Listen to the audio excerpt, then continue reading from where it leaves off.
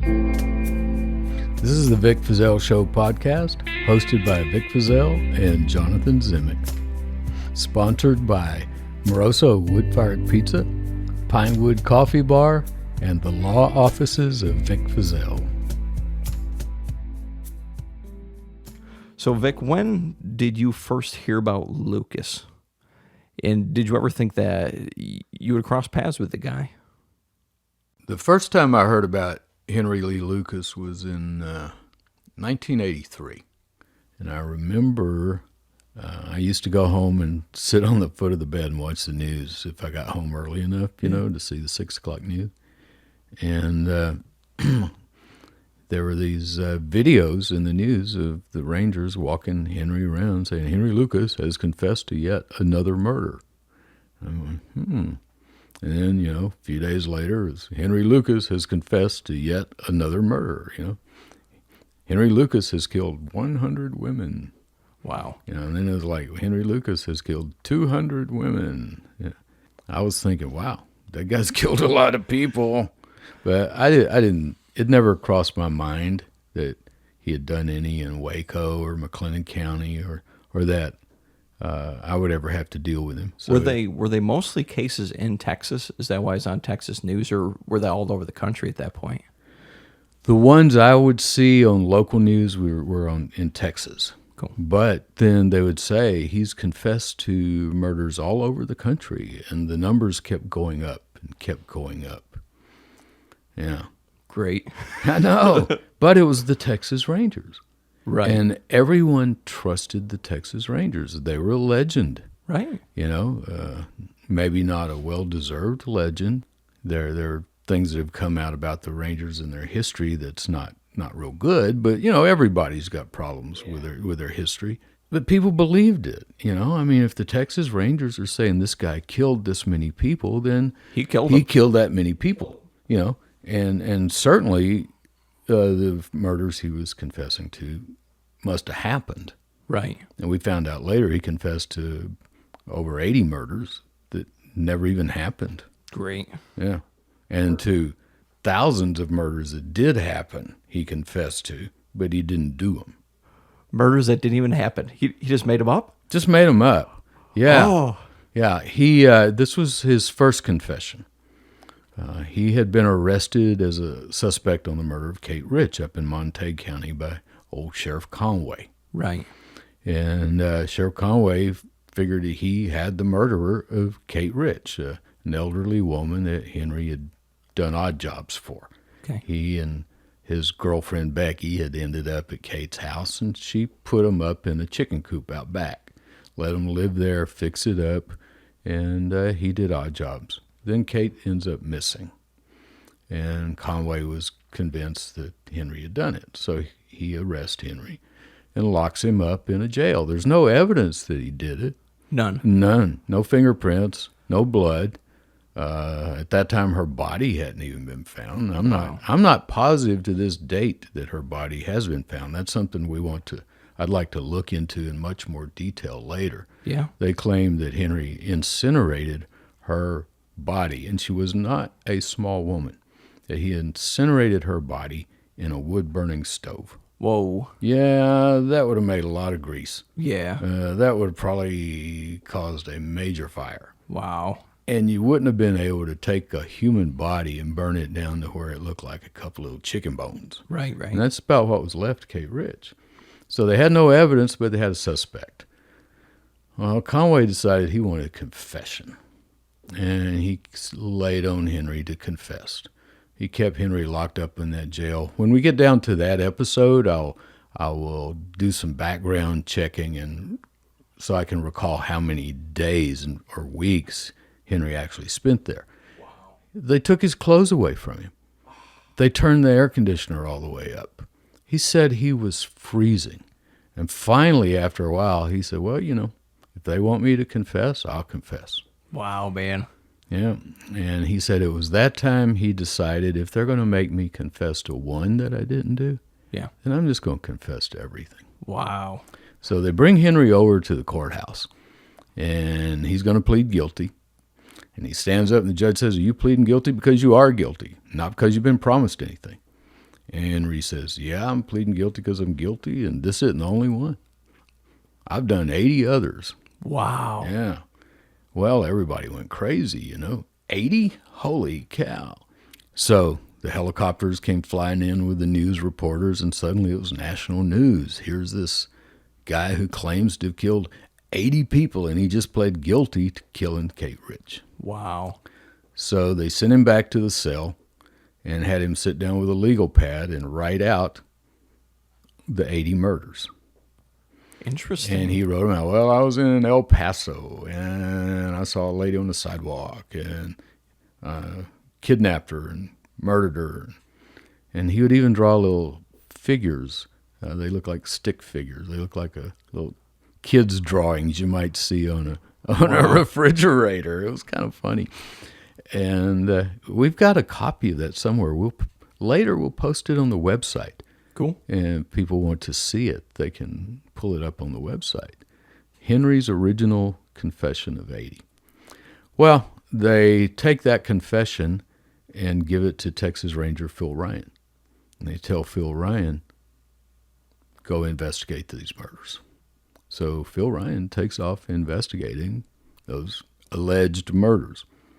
In the meantime, Sheriff Boutwell from Georgetown, who knows Sheriff Conway up in Montague County, decides, wow, maybe that guy did some of my cases. Interesting. Yeah. There was one in particular called Orange Socks. It's called Orange Socks because when her body was found, nobody knew who she was, but she was wearing a pair of orange socks. So she's been called Orange Socks ever since. And Boutwell thought, well, maybe Henry killed this one. So he drives up to Montague and talks to Henry, and Henry confesses. They had to work on that confession a little because he had a lot of the details messed up. And when we'll do a whole episode on Orange Socks. Yes. Because he I think we even have some audio, don't we, or video? Yes, we do. We have some confession stuff. Yeah. Oh, yeah. And see how Henry got led to confess and make the facts he was coming up with fit what was found at the scene. Now, later they would always say, Henry told us things only the true killer could know. Right. Well, that's not true. He told them things that anybody could tell them if they had been allowed to look at the file and look at the photos. And Boutwell would let Henry do that. We have sworn testimony to that. Testimony from Henry, testimony from Hugh Ainsworth, and testimony from Sister Clemmy Schroeder, who was a jail minister in Georgetown at the time, and saw them showing him files and pictures. Wow. And then he would meet with the local authorities, and the local authorities would say, oh my God, he told us things only the killer could know, because they didn't know he had already looked at their pictures. Wow. Yeah, Boutwell and Prince would make the local authorities send it their file. Copies of pictures, autopsy reports, all that kind of stuff. So then Boutwell got the idea to put together the Texas Ranger Task Force, and he approached the DPS, Department of Public Safety, which is the Texas State Police, about that. And they established a Texas Ranger Task Force in Georgetown, Williamson County. And Williamson County has a reputation for violating people's civil rights, their constitutional rights. They do. A lot of people may have heard of the Michael Morton case. Yes. Holy cow, that was out of Georgetown. Right. That made national news. This man was wrongfully convicted, spent years, and it was because they had evidence that would have proven he didn't do the crime, and Boutwell sat on it. Wow. Yeah. Unbelievable. And the DA sat on it. The DA later became a district judge, and he got disbarred because his actions were so bad. He lost. He got removed from the bench and disbarred. So that's was Should've done better. Georgetown of the 80s. I'm not saying they're like that now because new populations moving in, new people coming in, and like I've told you many times, most of the people I know are dead. You know. This is true. But this was Williamson County back then. So they set up the task force, and they used the task force as a clearing agency for all the other jurisdictions to mail in their reports And then Boutwell or Prince would talk to Henry about it and then call the local people and have them fly down and take the confession. Do you think there was malice from the Rangers where they wanted these things cleared? I think that's fair. Yeah, I think that's fair to say. I believe in the beginning, they may have really thought Henry was a killer. Yeah. Because he stood up and said it. I mean, who stands up and says that? Yeah. They didn't know what his motivation was. They didn't know what Sheriff Conway had done to him in Montague. They had no idea. So I think they might have really thought that he was a serial killer. Wow. But as time went on, no, they had to have known. Right. They had to have known because they weren't that stupid. And if they weren't that stupid, then it had to be dishonest. It just had to be. You can ignore something to the point where it becomes dishonest. And they were ignoring all of this, and they were facilitating. They were helping Henry confess to these crimes he didn't commit. And after a while, they knew it. And then it started to become unraveled. And then they started suborning perjury. Then they started obstructing justice. Then they started trying to polarize everybody. Well, if you don't believe Henry Lucas committed these crimes, you're not a good American. Oh, you're wow. against law enforcement. Great. Yeah. If you're going against the Rangers, you're against motherhood, America, and apple pie. Now, that sounds like an exaggeration, but those words were actually said about me after the grand jury broke in the news. Right. And the Rangers figured out what was going on. I'm telling you, Colonel Jim Adams, who was head of the state police, he put his propaganda machine to work. Yeah. And they were pulling out old Texas Rangers to say bad things about me and Jim Maddox. Wow. That we were, quote, against law enforcement. That we were violating the law enforcement brotherhood. Forget truth. We're going to try to cover it up. And this happened early. I want to interview Parker McCullough. That'd be a great one. Parker McCullough was one of Henry's lawyers who was appointed to represent him on Orange Sox. Parker McCullough, along with his co-counsel Don Higginbotham, they actually went to Jacksonville, Florida, and did some research on where Henry was at the time of the Orange Sox murder. Mm-hmm. And they found documents, tons of documents, that place Henry Lucas in Jacksonville, Florida. Yeah, he made his living back then collecting scrap metal. He was living with Otis Toole, who's just a pathetic creature, and they both made their living gathering scrap metal. And they would go to the junkyard, sell the scrap metal. They'd have to sign a form when they got it. Then they'd get a check. Then they'd go down the street to the convenience store, and they'd cash the check. So there were signatures there too, and dates. And all these documents showed that Henry and Otis were in Jacksonville, Florida, all around the time of the Orange Sox murder. There's no way those guys could have been in Georgetown No way. to have done that murder. No way, no way, no way. And Parker McCullough and Don Higginbotham figured this out, and they showed it to Henry. Well, by then, Henry was cooperating with Boutwell and Prince all the way. Yeah. I mean, he wanted to please them in every way he could. And so Henry says, oh, well, that's a forgery. I would pay those guys to forge my name. Now, come on, let's think about this. That's crazy. Here's a guy who doesn't even own an automobile, eating at soup kitchens in Salvation Armies, and making his spending money by collecting old beer cans and copper wire and stuff. And so you're going to tell me that he's sophisticated enough to bribe two people over this piddly little amount of money on these signatures so he could come to Georgetown, Texas and kill a woman that he doesn't know? Right. Yeah, No. that's a little elaborate. Yeah. So Boutwell and Prince started right then trying to circle the wagons. They knew Henry hadn't done Orange Sox, but they engaged in a character assassination against the people at the junkyard and down at the store. Made claims about them that weren't true. They weren't even called as witnesses. you know.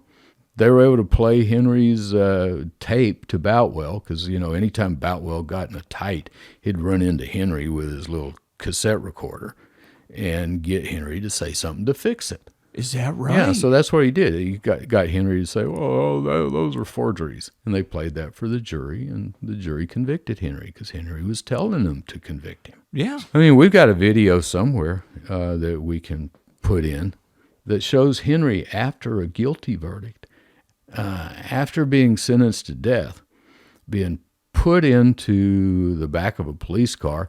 And somebody with the media says, "How do you feel, Henry?" He smiles and says, "Oh, I feel good." And she goes, "Why is that?" He said, "Because I didn't do the crime. Wow. I'm committing legal suicide. I didn't do the crime." We'll find that clip. We've got that clip in the archives. Cool. And we'll find that and play it. So even after his first conviction, he's saying, "I didn't do these crimes." And he was telling a lot of people, "I didn't do these crimes." Yeah. Hugh Ainsworth. Right. Hugh Ainsworth was the journalist who was an expert on John Kennedy and on Ted Bundy. He wrote 2 fabulous books about both those. He was actually there at the scene when John Kennedy was assassinated. He saw it. He was there when Lee Harvey Oswald was captured in the movie theater. He actually went into the theater and observed it happening. And he was down in the tunnel when Jack Ruby assassinated Lee Harvey Oswald. So, man, this guy's been around. And he was the only journalist that Ted Bundy would talk to. Hugh wrote the book, The Only Living Witness. And so we're going to have Hugh on our show, too. So our listeners will get to listen to that. All those fun stories. Yeah, all Hugh's fun stories. I mean, he's a character. But because of his Ted Bundy book, he was invited in to see Lucas. Right. Boutwell wanted a book about Lucas, and he wanted one that was favorable to him and the Rangers. Of course. So they gave Hugh kind of free access. But Hugh noticed early on that, things weren't quite right. They weren't treating him like a usual prisoner. Henry, we'll go get some lunch. Is there anything we can bring you? No, I don't think so. Not unless you run into some Sonic out there somewhere and see a milkshake sitting around. I figured that was coming. They're buying him strawberry milkshakes, letting him answer the phone, showing him files, showing him pictures, treating him like a celebrity. And so he was kind of suspicious early on and started working the angle, did Henry really do what they're saying he's doing? And he got a lot of good information, a lot of really good information before Boutwell got suspicious and then kicked him out and wouldn't let him come back, wouldn't let him have access to Henry anymore. That's just crazy. But, we do actually have an excerpt we can play with an interview that we did a couple months ago with you and Hugh, where he does talk about when he first met with Henry and what it was like talking with Boutwell and getting the access that he did. Let's play that clip. Then the jailer, the only one there, came to talk to Tom, the lawyer, and they stepped outside. And at that time he said to me, "Don't believe it, I'm making it up. Come see me, please come see me." And I didn't know if I could or not. Now he said, don't believe what I've been saying. I'm making it all up. Don't believe what I've been saying. I'm making it all up. Yeah. So he told you that in the first meeting. First meeting. And during the trial, I ran into Boutwell, and Boutwell mentioned the book, the Bundy book, too. He said, "Mark my words, Henry Lucas is going to be bigger than Bundy." He said, "I know what you did." He said, "You sure made some cops look good in that book." I said, "Well, I made friends with some of them." And I said, "By the way, the guy that helped us more than anybody else was a guy named John Boutwell. Is he any relation to you?" And Boutwell grinned and said, "Well, I don't reckon, but sounds like he might be." So as he's leaving after the conviction, 2 guys are escorting Lucas to his mobile unit.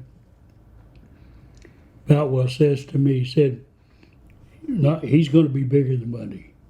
Why don't you come talk to him? You can come anytime. And that opened up the way. It took me, well, it was a week or so before they set up task force. But within the month, I was down there starting to interview him. So you would go from Dallas down Yes, down to Georgetown? yes. And I had free access to him for a long time. Tell us what that was like. Well, Henry was always looking around to see if anybody's listening, but he was talking.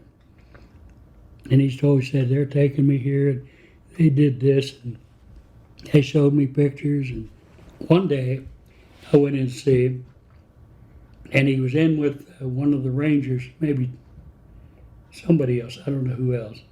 And he was sitting there with a book, looking through pictures that some cops had sent in. Crime scene crime photos. scene pictures, Mhm. yeah. Yeah. Well, of course, I didn't say anything. We talked about it afterward, and he said, "Oh, they do that all the time." So Henry told you they showed him pictures, plus you saw him looking at I saw him looking at pictures, and later I talked to cops that admitted that they gave him pictures. We wanted to show him, one of them told me he wanted to show him what the terrain was like, and And then he would repeat what he saw in the pictures. Huh? right, Yeah. right, and they would help him. The way Boutwell got the confession in the Orange Sox case. If you read that closely, my God, he says he killed somebody 100 miles south of Austin. And Boutwell said, "Well, are you sure of that? Well, could it have been up there north about 20, 30 miles or so?" Henry say, "Yeah, it could have been." "Did you do this?" "No." "Well, it looks like you did, and you told me you did." "Well, I just forgot." "Yeah, I did." He would Yeah, I've seen he some would of just manufacture to fit their wants. And what we just heard was from an interview with Hugh, Ainsworth, and Vic that we did a couple months ago. Hugh traveled the United States interviewing people and placing Henry in other places at the times of the murders. Right. Yeah. He ended up, he was a reporter with the Dallas Times Herald back then. They're no longer in existence, unfortunately. They were a good newspaper. And he and Jim Henderson published a two or 3 page article. I mean, it's big. Full pages. Full pages. Full pages. And pages. front cover. Yeah, and the front. Chronicling the whereabouts of Henry Lucas during the relevant periods when he was confessing to all these murders that he didn't commit. When did your path finally cross Lucas? So you had a history of, you heard about him in the news from time to time. So when did you first get that phone call, and from who, about Lucas? I had, first I had to be elected DA. So I got elected, took office, and started off right off the bat trying cases myself. Capital murder cases too, right? Capital murder cases, sex assault cases. So I was busy in the courtroom. And then sometime in 84, mid-84, my secretary says, "There's a Texas Ranger on the phone, wants to talk to you." I said, "Really?" So I answered the phone. It was Bob Prince. Ooh. Yeah. He said, "Mr. Feazell, I'm Bob Prince," and introduced himself. And said, we've got the task force, the Henry Lucas task force, and Henry Lucas has confessed to some crimes in your county. And we'd like to bring him up, and you can have him plead guilty, and we'll close these cases. We'll get our pictures taken. You can get your picture taken with Lucas, get some good press, and we'll be on our way. And I thought, well, that sounds good. Yeah, all right. That sounds good. I'm a new DA. All the good free press, is helpful. Yeah. Plus, to close a murder in your county that's been left unsolved, that's great. Yeah, 3 of them, actually. 3 murders he had confessed to in McLennan County. And so I was really excited about that. Get my picture taken with a boogeyman. Yeah. Henry was like Hannibal Lecter. Right. It was like, whoa. Without the mask, We're but with scared of that guy. With a glass eye instead of the mask. Yeah. So I said, okay, that sounds good. And he said he'd get back with me and we could schedule a time. And I decided then, I said, maybe I should look at these cases.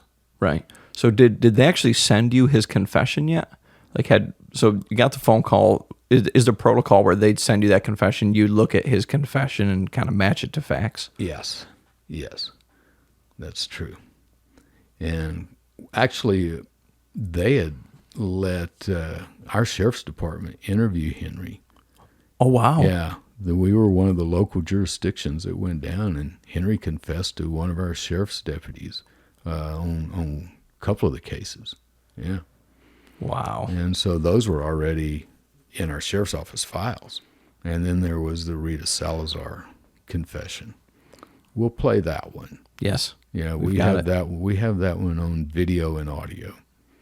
So I gave those. I gave those files to Truman Simons. Truman Simons was a sheriff's deputy who was assigned to my office as a homicide investigator. He had been helping us with the Lake Waco triple murder, and eventually we're going to get around to talking about the Lake Waco triple murder.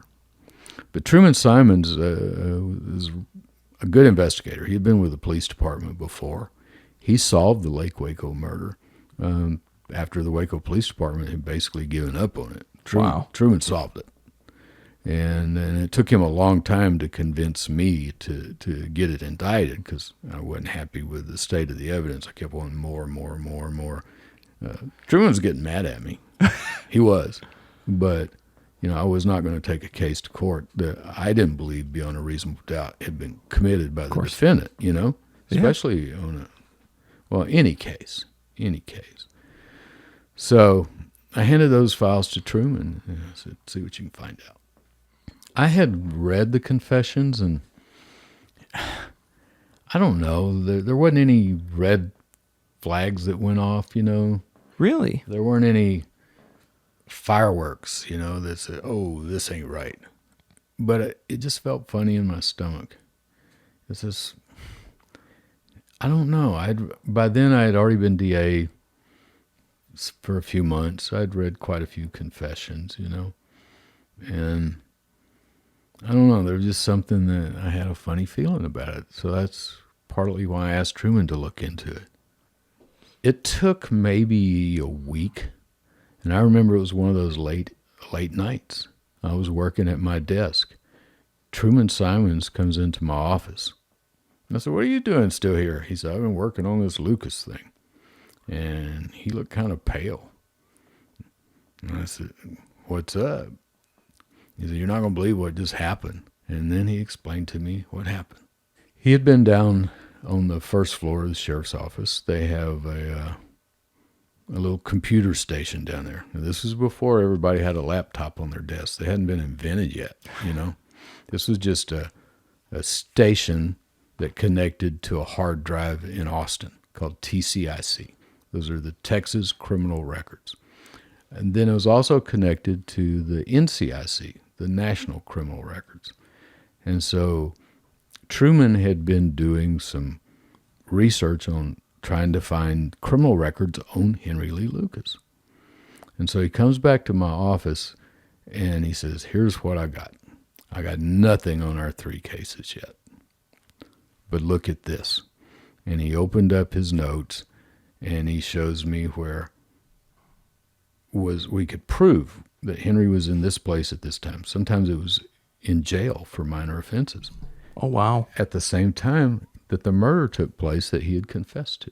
Oh, wow. And I said, wow. I said, well, that's interesting. See what else you can get. All right. It's another late night. This may be 2 or 3 nights later. He comes walking in, and he's even paler, and he's shaking his head. And he goes, you're not going to believe this. You're not going to believe this. And I said, what? He said, I'm sitting down there. I'm into TCIC. I put in what I want, and the screen went fuzzy, and I got a message that said, access denied. He said, that's never happened to me before. He said, I thought, whoa, do they know what's going on? So he tried again. He put it in, access denied. So then he went to NCIC. He types in his info, access denied. We understood that if the Rangers and the state police had figured out what we're up to, that they could block our access through TCIC. Right. Because they run it. Right. Yeah. So what about the national? But how did they do the national? That bothered both of us. I mean, we didn't know. I mean, how would they cut off our access on Henry Lee Lucas to the national computer? That's the one with the FBI. Oh, wow. Yeah. So at that point, where you're going, uh-oh, what do we stumble into and who else knows? What have we done? How deep are we into this swamp? VicFeazell.com. Check out our website, VicFeazell.com. It's got direct links to our podcast. It's got direct links to some of the documents that we're talking about. It's got some video you might be interested in. This is a primary source podcast. What sets us apart is that we don't just read about it and talk about it. We talk about things we've done, people we've known, things we've experienced.